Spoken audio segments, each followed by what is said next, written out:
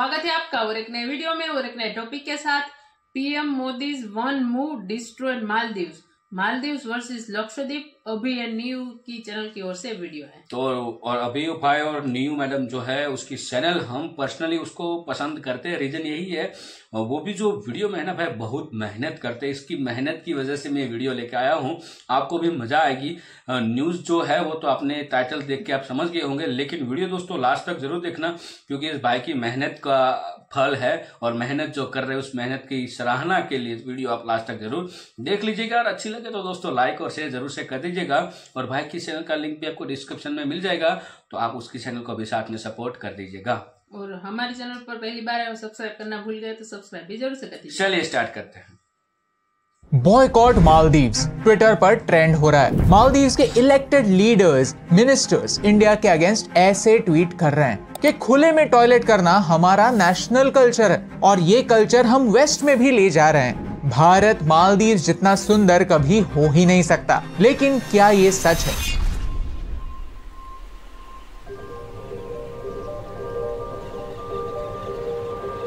ये नजारे देखिए, सुंदर बीचेस देखिए, क्लियर स्काईज और उससे भी क्लियर पानी देखिए। फर्स्ट टाइम देखने पर लगेगा कि ये थाईलैंड है, मॉरिशस है या मालदीव्स, लेकिन सच तो ये है कि ये हमारा भारत है। ये है लक्षद्वीप, भारत का बेस्ट केप्ट सीक्रेट। कुछ ही दिनों पहले लक्षद्वीप से हमारे प्रधानमंत्री जी के फोटोज वायरल हो गए, जहां उन्होंने लक्षद्वीप के क्लियर वाटर्स में स्नॉर्कलिंग की। और तो और लक्षद्वीप के डेवलपमेंट के लिए 1156 करोड़ रुपए की इन्वेस्टमेंट भी अनाउंस हुई। ये बात मालदीव्स की सरकार को चुभ रही है और वो कुछ ऐसे कमेंट्स कर रहे हैं। लेट मी रिमाइंड यू, ये ट्रोल्स नहीं है, ये एक्चुअल मिनिस्टर्स हैं, ऑफिशियल्स हैं। उन्हें भारत की डेवलपमेंट से प्रॉब्लम क्या है? सच तो यह है कि ये पोस्ट सिर्फ एक इंस्टाग्राम पोस्ट नहीं थी, ये एक जियोपॉलिटिकल मास्टर स्ट्रोक था, भारत के सॉफ्ट पावर और हार्ड पावर का एक रिमाइंडर। क्योंकि लक्षद्वीप भारत के लिए इंपॉर्टेंट है और भारत के पास लक्षद्वीप होना मालदीव्स और चाइना जैसे देशों के लिए एक डेंजर है। देखते हैं कि भारत एक तीर से दो निशाने कैसे लगा रहा है। इंटरनेट काफी नेगेटिव होता जा रहा है, क्योंकि आपके जैसे अच्छे लोग पॉजिटिव कंटेंट देखते तो हैं लेकिन चैनल को सब्सक्राइब नहीं करते। हमने हमारे लेटेस्ट नंबर्स देखे तो पता चला वीडियोस देखने वाले 60% लोगों ने चैनल को सब्सक्राइब नहीं किया हुआ। प्लीज अगर आपको हमारा भारत को बेहतर बनाने का ये माइंडसेट अच्छा लगता है तो चैनल को सब्सक्राइब करना ना भूलिए। हाँ, आई प्रॉमिस यू, ये आपके लिए तो फ्री है लेकिन इससे हमारी बहुत हेल्प होती है। Chapter 1, Maldives versus India. Maldives में हाल ही में इलेक्शंस हुए और ये है उनके नए प्रेसिडेंट मोहम्मद मुइज़ू। इन्होंने एक एंटी इंडिया स्टांस लिया है। एंटी इंडिया मतलब क्या है? प्रेसिडेंट बनने के बाद उन्होंने एक अनाउंसमेंट भी की, I will ensure that this country has no foreign military presence on its soil. In fact उन्होंने इसी वादे के दम पर इलेक्शन जीता। उन्होंने अपने कैंपेन को इंडिया आउट ये नाम दिया था। इनके पहले जो प्रेसिडेंट थे वो भारत के अच्छे दोस्त थे, वो रियलिटी जानते थे कि मालदीव्स एशिया का बहुत छोटा देश है। मालदीव्स के सबसे नजदीक भारत ही है जो जरूरत के समय उनकी मदद कर सकता है, और भारत ने वैसा किया भी है। ऑपरेशन पानी के थ्रू हमने 2014 में उन्हें मुफ्त में पानी प्रोवाइड किया था। ये करने वाले हम सबसे पहले देश थे।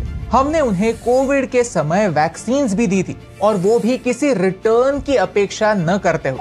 तो प्रॉब्लम क्या है? आज के समय हमारे कुछ मिलिट्री पर्सनल मालदीव्स में है। कितने पता है? एक वाइल्ड गैस लीजिए। द आंसर इज जस्ट 75,000 नहीं, 7500 भी नहीं, जस्ट 75। और ये जवान यहाँ पर क्यों है? 2009 में भारत ने मालदीव्स को कुछ हेलीकॉप्टर्स गिफ्ट किए थे और उसके बाद कुछ एयरक्राफ्ट्स भी दिए थे। इस मिलिट्री इक्विपमेंट को मेंटेन करने के लिए हमारे मिलिट्री पर्सनल वहां पर हैं। प्लस उनके बॉर्डर सुरक्षित रखने के लिए हमने उनके लिए एक रेडार भी बनाया था। वो रेडार हमने बनाया था, इसीलिए वो रेडार यूज करने की अगले 30 इयर्स के लिए परमिशन हमें मिली थी। And that's why the military people are there. अब एक लॉजिकल क्वेश्चन बनता है, क्या इन 75 जवानों के साथ भारत 500,000 पॉपुलेशन के मालदीव्स पर कंट्रोल करना चाहता है? घंटा।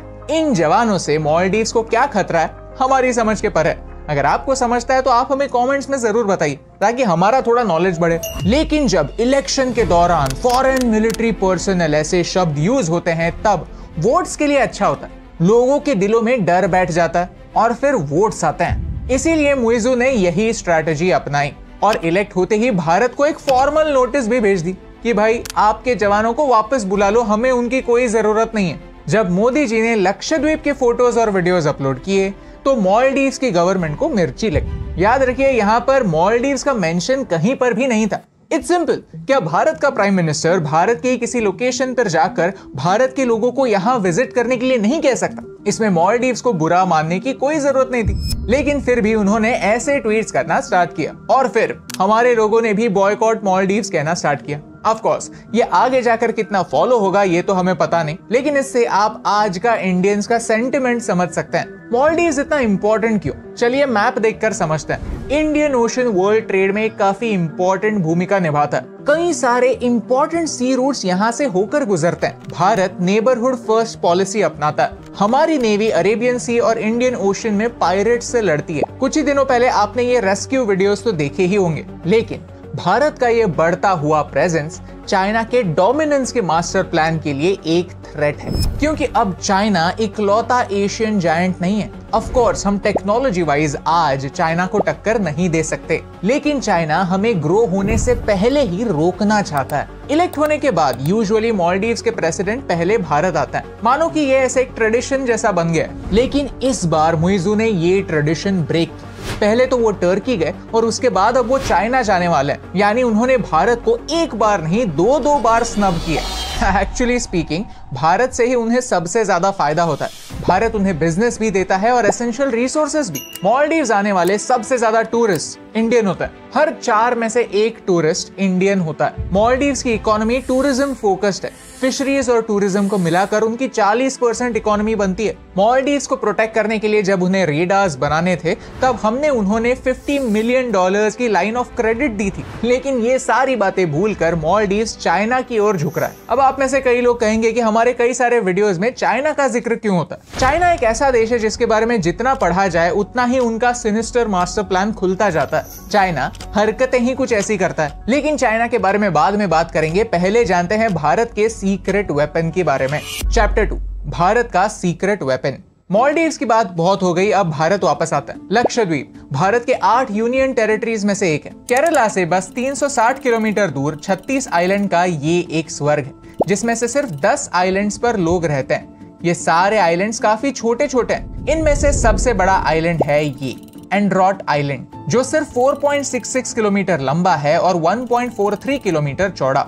लक्षद्वीप भारत की सबसे छोटी यूनियन टेरिटरी है। इन आइलैंड्स का 97% हिस्सा फॉरेस्ट है और इसे इकोलॉजिकली सेंसिटिव एरिया माना जाता है। यहाँ का टोटल पॉपुलेशन सिर्फ 64,000 है, जिनमें से 90% से भी ज्यादा ट्राइबल लोग हैं। यहाँ टूरिज्म की शुरुआत 1994 में हुई थी, और वो भी सिर्फ एक आइलैंड में। बाकी सारे आइलैंड्स ट्राइब्स के लिए और लोकल्स के लिए रिजर्व्ड थे। साथ ही साथ लक्षद्वीप एक इंपॉर्टेंट नेवल बेस भी है। चैप्टर 3, भारत का मास्टर प्लान। आज भारत लक्षद्वीप में 1156 करोड़ की इन्वेस्टमेंट कर रहा है। बड़े बड़े प्रोजेक्ट्स ला रहा है, जिनमें ब्रॉडबैंड इंटरनेट, पीने का पानी, फेरी सर्विसेज के साथ साथ इको टूरिज्म भी शामिल है। लक्षद्वीप न्यूज में आज है, लेकिन इसका मतलब ये नहीं कि सिर्फ मालदीव्स को जवाब देने के लिए लक्षद्वीप को डेवलप किया जा रहा है। इसकी प्लानिंग बहुत पहले ही शुरू हो चुकी थी। चलिए थोड़ा रिवाइंड करते हैं। 2018 की बात है। 10 अगस्त 2018 को नीति आयोग ने इन आइलैंड्स के डेवलपमेंट के लिए एक कॉन्फ्रेंस होस्ट किया, जिसका मेन ऑब्जेक्टिव ये था कि सस्टेनेबल डेवलपमेंट गोल्स को सामने रखकर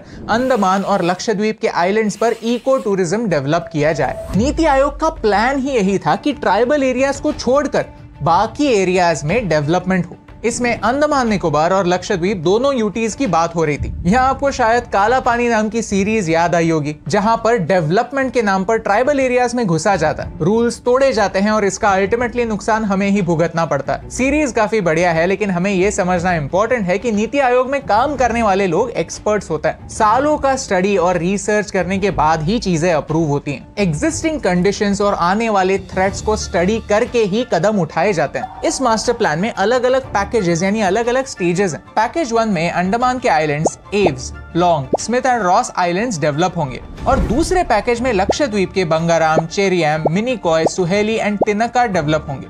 यहाँ 11 एंकर टूरिज्म प्रोजेक्ट स्टार्ट होंगे, जिनके अराउंड पूरी इको टूरिज्म इंडस्ट्री डेवलप होगी। यहाँ इको टूरिज्म ये शब्द काफी इंपॉर्टेंट है, क्योंकि अक्सर हम देखते हैं कि डेवलपमेंट और एनवायरनमेंट दोनों अलग अलग छोर पर होते हैं। दोनों में एक टग ऑफ वॉर का खेल शुरू होता है। अगर हमने एनवायरनमेंट को चुना तो डेवलपमेंट नहीं होगी, और अगर डेवलपमेंट को चुना तो एनवायरमेंटल डैमेज होगा। लेकिन इस बारे में एक डिटेल्ड रिपोर्ट 2019 में ही पब्लिश हो चुकी थी। आने वाले समय में सरकार का प्लान ये है कि 100 ऐसे आइलैंड्स भारत में ही डेवलप करने हैं जो टूरिज्म डेस्टिनेशंस बन सकें। आगे जाकर 2021 में 370 फ्लोटिंग विलास का टेंडर निकला, जिसकी टोटल वैल्यू थी 800 crore. Let me remind you कि मालदीव्स में आने वाले 1/4 टूरिस्ट इंडियंस हैं, 23%। सोचिए, अगर इनमें से सारे टूरिस्ट को एक सस्ता और बेहतर अल्टरनेटिव भारत में ही मिल जाए तो मालदीव्स का दुकान बंद हो जाएगा। चैप्टर 4, चाइना का मालदीव्स पर control. Let me remind you कि ये पूरा वीडियो जो है सिर्फ टूरिज्म के बारे में नहीं है। मालदीव्स एक छोटा देश होने के बावजूद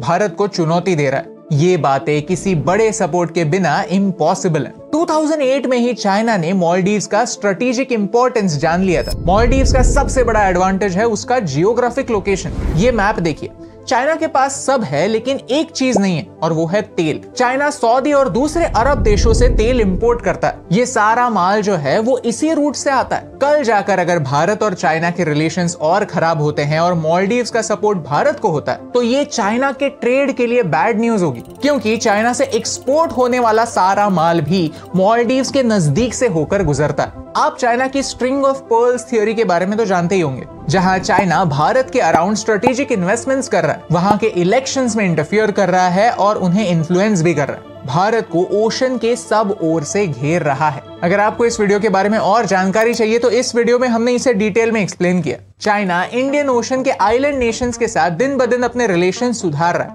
और मालदीव्स जैसे छोटे देशों को चाइना की जरूरत है। 2011 से पहले मालदीव्स लीस्ट डेवलपमेंट कंट्री यानी LDC के लिस्ट में आया करता था, लेकिन अब वो उससे बाहर है। यानी इंटरनेशनल ऑर्गेनाइजेशंस ने ये समझ लिया है कि अब मालदीव्स धीरे धीरे डेवलप हो रहा है, तो उन्हें हमारे एड की उतनी ज्यादा जरूरत नहीं। इंटरनेशनल एड यानी आने वाला पैसा कम हो गया तो डेवलपमेंट होगी कैसे? एज अ रिजल्ट मालदीव्स को नए स्ट्रेटेजिक रिश्ते बनाने पड़े, और चाइना ने इस चांस पर जमकर डांस किया। यह है चाइना मालदीव्स फ्रेंडशिप ब्रिज। ये 2018 में पब्लिक के लिए खुला। इसकी टोटल कॉस्ट $200 मिलियन है, और ये सारा पैसा चाइना से लोन के तौर पर लिया हुआ है। वैसे ही चाइना ने मालदीव्स के साथ 2017 में कई फ्री ट्रेड अग्रीमेंट्स भी किए। ओके, मालदीव्स एक छोटा देश है, उनका टोटल GDP बस $5 बिलियन है, और उनका सिर्फ चाइना के साथ जो डेट है वो उनके GDP के 1/5 ऑलरेडी हो चुका है। यानी मालदीव्स जल्द ही चाइना के एक डेट ट्रैप में अटकने वाला है। ओके, तो कंक्लूजन क्या है? 1, चाइना अपनी स्ट्रिंग ऑफ पर्ल्स थ्योरी को और मजबूत कर रहा है। 2, मालदीव्स को डेवलपमेंट के लिए जिन पैसों की जरूरत है चाइना वो उन्हें भर भर कर दे रहा है। 3, मालदीव्स में एंटी इंडिया सेंटिमेंट्स को बढ़ाकर वोट्स जीते जा रहे हैं। यानी मालदीव्स के लोग भी आज एंटी इंडिया सेंटिमेंट को सपोर्ट करते हैं, और इसीलिए लक्षद्वीप डेवलप करना भारत के लिए इंपॉर्टेंट है। Not to blackmail Maldives but to develop our own Maldives, ताकि हमारी सिक्योरिटी मालदीव्स के पॉलिटिक्स पर निर्भर ना रहे।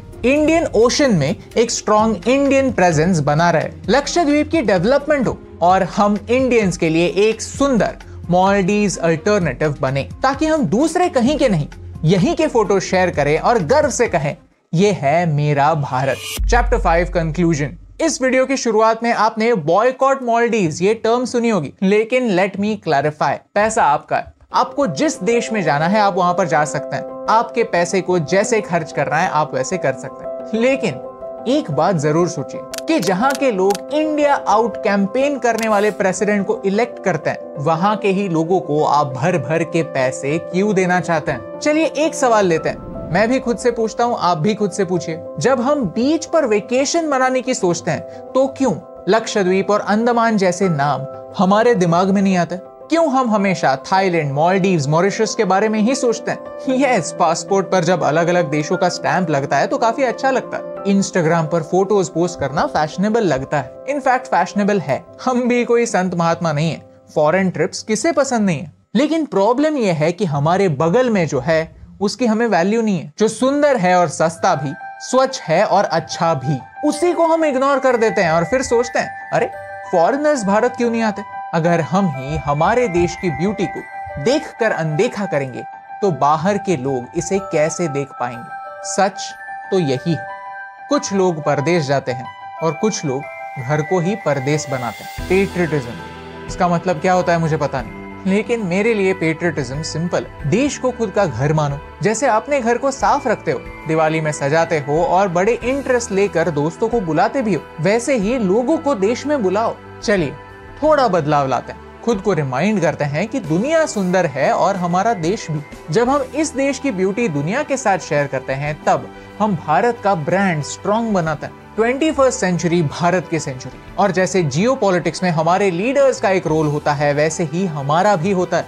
हम अपने आप में थॉट लीडर्स होते हैं। फर्क नहीं पड़ता कि आपकी फॉलोइंग कितनी है, लेकिन जब आप भारत के सुंदर फोटोज शेयर करते हैं, यहाँ का कल्चर, यहाँ की ट्रेडिशन, या फिर हमारे वीडियोस के थ्रू सॉल्यूशंस शेयर करते हैं, तो आप किसी ना किसी को इन्फ्लुएंस करते हैं। आप डेटा के साथ प्रूव करने में कि भारत बदल रहा है, हमारा साथ दे सकते हैं, सॉल्यूशन का हिस्सा बन सकते हैं, सब्सक्राइब करके हमारे सफर में जुड़ सकते हैं, लाइक करके रीच बढ़ा सकते हैं और अपने दोस्तों के साथ शेयर भी कर सकते हैं। क्योंकि जियोपॉलिटिक्स की शुरुआत लीडर से होती है, लेकिन इसका ऑन ग्राउंड रिजल्ट आपके इन छोटे छोटे एक्शन से ही दिखता है। चलिए एक बात डिसाइड करते हैं, जितने एक्साइट हम फॉरेन ट्रिप्स के लिए होते हैं, उतने ही भारत के ट्रिप्स के लिए भी एक्साइट होने लगे।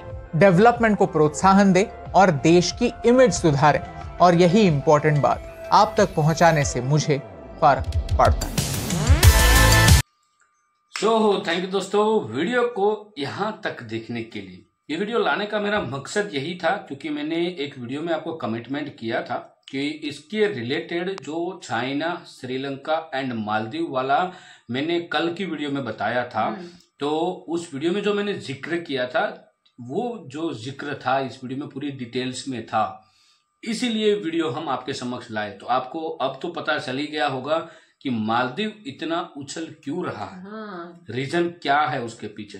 तो रीजन यही था कि चाइना जो है श्रीलंका में ऑलरेडी इन्वेस्ट कर चुका है कई सालों से, अब उसका टारगेट रहता है वो रहेगा मालदीव का। अब तक क्या था कि वहां पे जो गवर्नमेंट थी वो पूरी की पूरी गवर्नमेंट सपोर्ट किसका ले रहे थे, भारत का।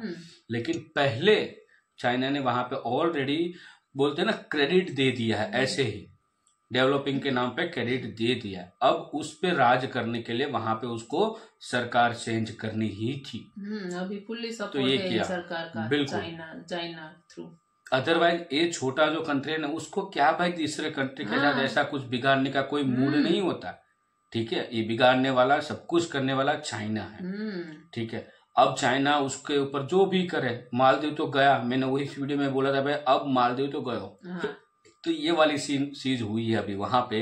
लेकिन देखते हुए आगे आगे और क्या क्या हो सकता है इसके खिलाफ। अब मेरे को लग रहा है कुछ ज्यादा बहुत डिफरेंट नहीं पड़ेगा रिलेशन वाइज देखने जाए तो, क्योंकि उनके मिनिस्टर ने आके माफी भी मांगी है और मेरे को लग रहा है कि भारत के साथ वो रिलेशन खराब नहीं करेगा। अब इसमें जहां तक मैं समझ पा रहा हूं, वहां तक मेरे को लग रहा है कि मालदीव जो है ना, अब वो डबल गेम खेलेगा, चाइना के साथ भी और इंडिया के साथ भी।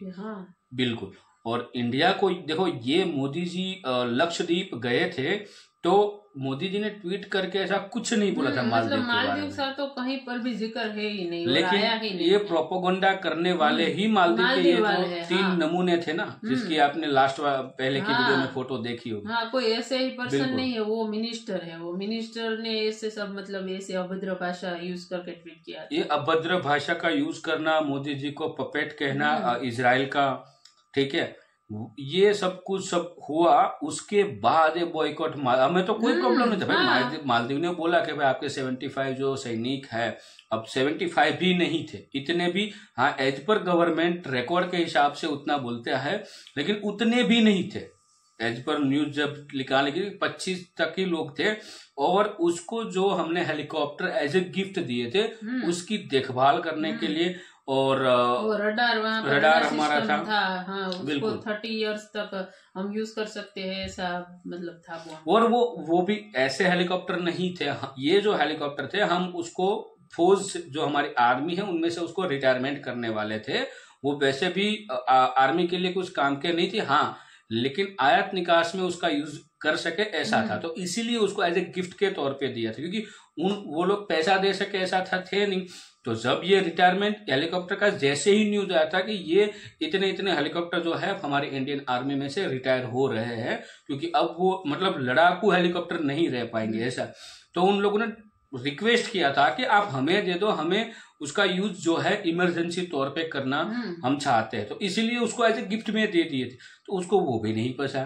दूसरी बात कि वहां पे एजुकेशन सिस्टम नहीं था, तो वो हमारे टीचर भी वहां पे है जो उसको पढ़ाते हैं सिखाते हैं, ठीक है। फिर आपने कोविड के टाइम देखा होगा करीबन 1 लाख डोज ऐसे ही दे दिए, वैक्सीन का कुछ भी अग्रीमेंट ऐसे ही दे दिए, कुछ रिटर्न की तो आशा नहीं थी मालदीव के पास से। और जब वहां पे बाढ़ आया उस समय वहां पे पानी की व्यवस्था जो है पहले इंडिया ने ही की थी, लेकिन देखो ये बोलते हैं एहसान फरामस वाली फरामस के क्या बोलते हैं वो वाली बात, बिल्कुल। तो ये चाइना का पूरा प्रोपेगेंडा है। देखो ये हमसे ज्यादा हमारे ऑफिसर, हमारे जो मंत्रिमंडल जो है भारत की, वो ज्यादा समझ सकते हैं। और चाइना हमें मतलब चारे को बाजू से वो घेरना चाहता है।